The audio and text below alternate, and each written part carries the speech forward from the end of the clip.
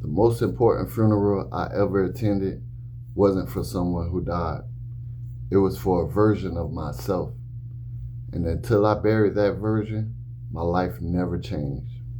For a long time, I thought my circumstances were the problem.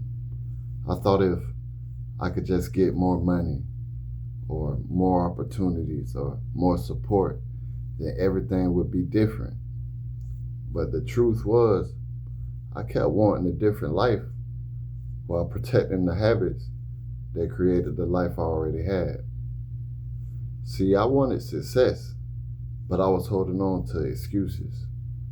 I wanted growth, but I was holding on to comfort. I wanted a new future, but I refused to let go of the person who kept creating the same results. And that's when I realized not only was it insanity, but something.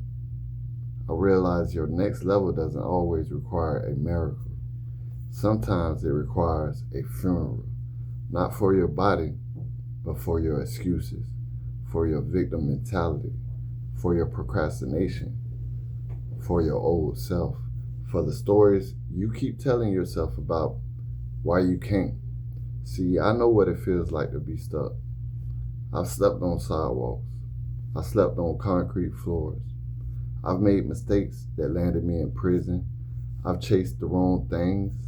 I've looked in the mirror and barely recognized the person staring back at me.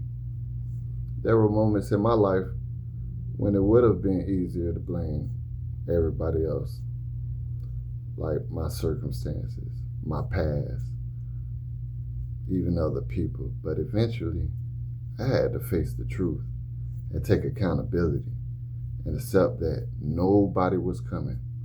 Nobody was going to save me. Nobody was going to do the work for me. And as painful as that realization was, it was also the most freeing realization of my life.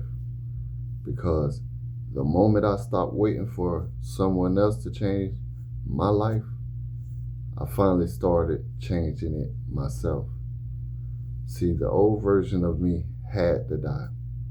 The version that waited, the version that doubted, the version that kept making promises that he never intended to keep. That version that believed his future would somehow be different without becoming different himself. That version had to go. And little by little, I started building a new one.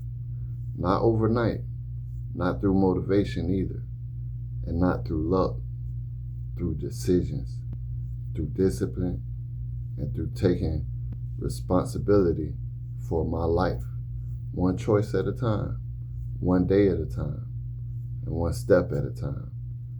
See, that's where A.R.O.S.E from concrete was born, not from perfection and not from success, but from the struggle and from learning that if a rose can grow through concrete, then so can a person.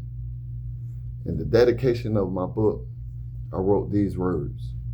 This book is my eulogy to him. Rest in peace, V. Your struggle was not in vain. From your pain, a rose grew from concrete. See, I wasn't talking about death. I was talking about transformation. I was saying goodbye to the man I used to be, because sometimes the life you're asking for isn't waiting on more time. It isn't waiting on better circumstances. It isn't waiting on luck either. Sometimes the life you're asking for is waiting on you to let go of the version of yourself that can no longer come with you. So let me ask you something. If your next level requires a funeral, what part of you needs to be buried? Think about it. Because your future may be waiting on the answer. And until you do, your next level will remain where the old you still lives.